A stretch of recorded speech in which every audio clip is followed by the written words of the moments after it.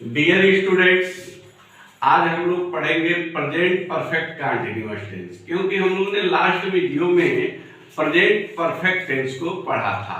आज जो वीडियो हम लोग पढ़ने जा रहे हैं वीडियो में वो बहुत इंपॉर्टेंट है, चाहे वह आपकी बोर्ड के देह से हो चाहे कंपटीशन की देह से। इससे एक क्वेश्चन अवश्य आता है, इसलिए आप लोग इस वीडियो को ध्यानपूर्वक देखेंगे और नोट्स को बनाएंगे।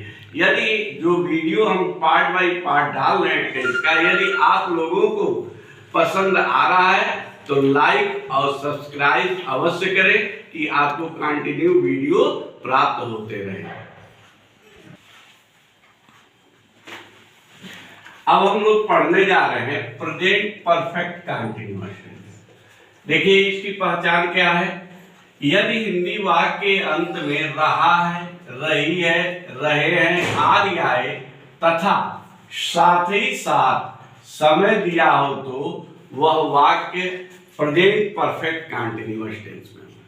समय यदि दिया है और रहा है, रही है, रहे हैं, आया है तो वह प्रेजेंट परफेक्ट कंटीन्यूअस टेंस में होगा। यदि समय नहीं दिया है, केवल रहा है, रही है, रहे हैं तो वह किस में होगा बेटा? Present continuous.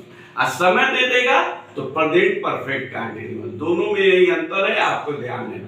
देखिए एग्जाम्पल, वह सुबह से खेल रहा है। देखिए सुबह समय दिया है, रहा है, वह सुबह से खेल रहा है, किस टेंस में हो गया? Present perfect continuous tense. यही आप समय को हटा देंगे, वह खेल रहा है तो वह केवल प्रेजेंट कंटीन्यूअस टेंस में। दोनों टेंस में यही अंतर है कि प्रेजेंट परफेक्ट कंटीन्यूअस टेंस में समय दे देता है। सीता 2 घंटे से पढ़ रही है। देखिए 2 घंटा आपका क्या है? टाइमिंग है, पढ़ रही है। वे 2 महीने से पढ़ रहे हैं। देखिए यहाँ 2 महीना आपका टाइम दिया है। अब इसकी हेल्पिंग वर्ब 2 होती है। हेल्पिंग वर्ब क्या होती है? Had been, have been. कोई आपसे पूछे प्रेजेंट परफेक्ट कंटीन्यूअस टेंस की हेल्पिंग वर्ब क्या होती, तो आप क्या कहेंगे? हैड बीन और हैव बीन। अब हैड बीन का प्रयोग करना है, हैज और हैव का जैसे प्रयोग करते हैं वैसे हैज बीन हैव बीन क्या करेंगे? एक वचन कर्ता के साथ हैज बीन और बहुवचन कर्ता के साथ हैव बीन का प्रयोग करेंगे। फाइनाइट वर्ब, वर्ब का फर्स्ट फॉर्म प्लस आईएनजी आता, आईएनजी फॉर्म का प्रयोग करेंगे। आज से जान लीजिए जितने कंटीन्यूअस टेंस होते हैं उसमें आईएनजी फॉर्म का प्रयोग करेंगे। तो यह भी प्रेजेंट परफेक्ट कंटीन्यूअस टेंस है, इसलिए इसमें भी आईएनजी फॉर्म का प्रयोग करेंगे। अब देखिए सिंस फॉर का प्रयोग करेंगे। क्योंकि टाइम दिया है तो सिंस फॉर का यूज करना है। निश्चित समय के लिए सिंस का प्रयोग, निश्चित मतलब पॉइंट ऑफ टाइम के लिए सिंस का प्रयोग करते हैं, जबकि अनिश्चित समय के लिए फॉर का प्रयोग करते हैं। तो समझिए कोई पूछे सिंस का प्रयोग कैसे करेंगे, तो निश्चित समय के लिए, और फॉर का प्रयोग किसके लिए करेंगे? अनिश्चित समय के लिए। यूज ऑफ सिंस, कुछ निश्चित समय आपको बता रहे हैं, आप सोच रहे होंगे निश्चित समय क्या है। द नेम ऑफ डे, दिनों का नाम, मंडे टू संडे। मंडे हो, संडे हो, ट्यूसडे हो, जो भी दिन दिया है, यदि दिया है तो आप क्या लगाएंगे? सिंस लगाएंगे। दिन बदलेगा नहीं, उसके नाम नहीं बदलेंगे। द नेम ऑफ मंथ, महीनों के नाम, जनवरी टू दिसंबर लिखा है, अर्थात जनवरी फरवरी मार्च, जो भी मंथ दिए हैं वो क्या है? निश्चित है। ओ क्लॉक, वो क्लॉक मैंने बजे के लिए, जैसे 4 बजे, 5 बजे, 6 बजे, 4 o'clock, ये निश्चित है। नेम ऑफ ईयर, वर्ष के लिए, जैसे 2005, 2022, 2024, 2019, ये क्या है? निश्चित है, बदलेंगे। Morning, evening, midnight, etc। यदि इस तरह के आते हैं तो वहां किस चीज का प्रयोग करेंगे? सिंस। ये जो भी टाइम दिए गए हैं यदि आपको सेंटेंस में मिल रहा है तो सिंस का प्रयोग करेंगे। तो सिंस का प्रयोग किसके साथ करेंगे? निश्चित समय के लिए। देखिए यूज ऑफ फॉर, फॉर का प्रयोग किसके साथ करें? दिनों की संख्या, जैसे 2 दिन, 4 दिन, 5 दिन दिया हो। घंटों की संख्या 2 घंटा, 3 घंटा, 4 घंटा। वर्ष की संख्या 2 वर्ष, 4 वर्ष। महीनों की संख्या, यदि ऐसे आपको मिलते हैं तो वहां क्या यूज करेंगे? फॉर का। अब हम लोग पढ़ेंगे स्टूडेंट अफर्मेटिव सेंटेंस का ट्रांसलेशन कैसे बनाएंगे। देखिए हम फार्मूला लिखे, सबसे पहले सब्जेक्ट जो भी करता होगा उसकी इंग्लिश, हैज बीन या हैव बीन में से जो यूज होगा, वर्ब का first form plus ING, object complement since form में से जो यूज होगा, उसके बाद समय जो दिया होगा उसको रखेंगे। समझ में आ रहा है? राम सोमवार से मंदिर जा रहा है। कौन मंदिर जा रहा है? राम। देखिए राम सब्जेक्ट हो गया। अब राम एक वचन है, सिंगुलर नंबर है, तो उसके साथ हैज बीन यूज हम करेंगे। राम हैज बीन जा रहा है, गोइंग। कहां जा रहा है? इसे पीछे आइए, गोइंग टू टेम्पल। सोमवार निश्चित है तो सिंस मंडे। राम सोमवार से मंदिर जा रहा है, Ram has been going to temple since Monday.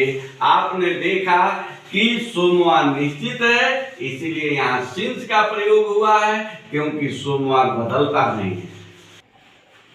अब हम लोग निगेटिव सेंटेंस पढ़ेंगे, नकारात्मक, जिसमें नई शब्द होती है। देखिए गलतियां स्टूडेंट आप कहाँ करते हैं?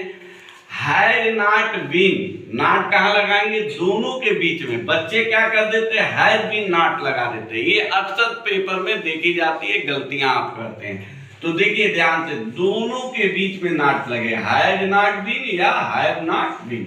सबसे पहले आप सब्जेक्ट लिख लेंगे, उसके बाद helping verb not been, had not been या हैव नॉट बीन। ये ध्यान रखना है, यही गलतियां होती हैं। वर्ब का first form plus ING, object complement since for time. वे 2 दिन से कार्यालय नहीं जा रहा है, वह 2 दिन से कार्यालय नहीं जा रहा है। He had not been going to office for 2 days। 2 दिन निश्चित नहीं है कि सोमवार है कि मंगलवार है, ये निश्चित नहीं है, इसीलिए यहाँ हमने क्या किया है? फॉर का प्रयोग किया है। वे सुबह से नहीं खेल रहे हैं। They have not been playing since morning।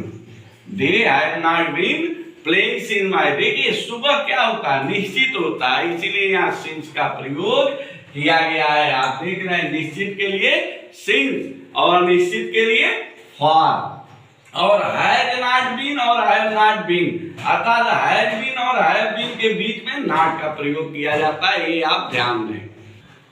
अब हम लोग इंट्रोगेटिव निगेटिव सेंटेंस पढ़ेंगे। यदि नहीं शब्द आएगा तो इंट्रोगेटिव निगेटिव सेंटेंस, नहीं शब्द नहीं आता है तो केवल इंट्रोगेटिव सेंटेंस। यदि हिंदी वाक्य के प्रारंभ में क्या आए तो ट्रांसलेशन बनाने का नियम निम्न है। सबसे पहले हैज है, जो भी रहेगा उसको लिखेंगे। सब्जेक्ट नॉट रहेगा तो नॉट का प्रयोग करेंगे, नहीं तो नहीं। मैं बार बार कहता हूं, अंडरलाइन करें। उसके बाद बीइंग, वर्ब का first form plus ING, object complement रहेगा तो since for time question mark. क्या राकेश 2 महीने से नहीं पढ़ा रहा है? Had Rakesh not been teaching for 2 months। आप देख रहे हैं नहीं आया इसमें, इसीलिए यहाँ नॉट का प्रयोग किया गया है। क्या राकेश 2 महीने से नहीं पढ़ा रहा है? Had Rakesh not been teaching for 2 months। 2 महीना निश्चित नहीं है, इसीलिए यहाँ फॉर का प्रयोग हुआ है, ये ध्यान दीजिए। सेकेंड देखिए क्या है? क्या सीता 2 बजे से सो रही है? अब 2 बजे निश्चित है तो है सीता बीन, देखिए नॉट नहीं है तो नॉट का प्रयोग नहीं हुआ है। Sita been sleeping since 2 o'clock। Since क्यों लगाए हैं? क्योंकि 2 बजे निश्चित है, तो निश्चित समय के लिए सिंस। रूल नंबर 2 को हम पढ़ने जा रहे हैं। रूल नंबर 2 क्या कह रहा है? देखिए स्क्रीन पर। यदि हिंदी वाक्य के बीच में प्रश्नवाचक शब्द क्या, कब, क्यों, कहां, कैसे आदि आए तो ट्रांसलेशन बनाने का नियम, अर्थात बीच में क्वेश्चन वर्ड आ जाए, क्या, कब, क्यों, कहां, ये बीच में आ गए तो हम ट्रांसलेशन कैसे बनाए? सबसे पहले क्यू डाउन, क्वेश्चन वर्ड के नीचे लिख लेंगे, जो भी दिया है। क्यों दिया है तो वाई, कब दिया है तो व्हेन, जो भी क्वेश्चन वर्ड दिया है लिख लेंगे। हम हैव का प्रयोग सब्जेक्ट के अनुसार करेंगे। उसके बाद सब्जेक्ट नॉट रहेगा तो नॉट का प्रयोग करेंगे, नहीं तो नहीं करेंगे। उसका बाद बीन, वर्ब का first form plus ING, object complement since for time और क्वेश्चन मार्क। अध्यापक तुम्हें 2 महीने से क्यों नहीं पढ़ा रहे हैं?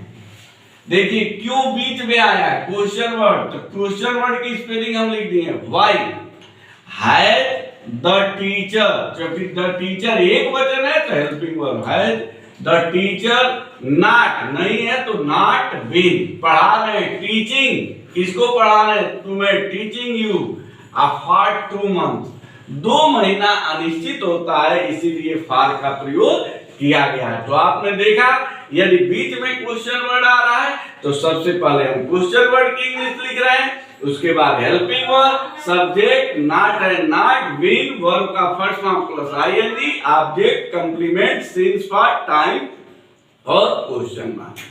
इस तरह से प्रेजेंट परफेक्ट कंटीन्यूअस टेंस आपका कंप्लीट हुआ और इस टेंस से अवश्य ही एक प्रश्न चाहे कंपटीशन हो चाहे बोर्ड एग्जाम हो कहीं ना कहीं पूछे जाते हैं। आगे मैं इस पर एक्सरसाइज कराऊंगा क्योंकि यह बहुत इंपॉर्टेंट टेंस है और आपको अवश्य ही इसमें से कुछ न कुछ हेल्प मिलेगा परीक्षा में या कंपटीशन में, बोर्ड में। थैंक्स।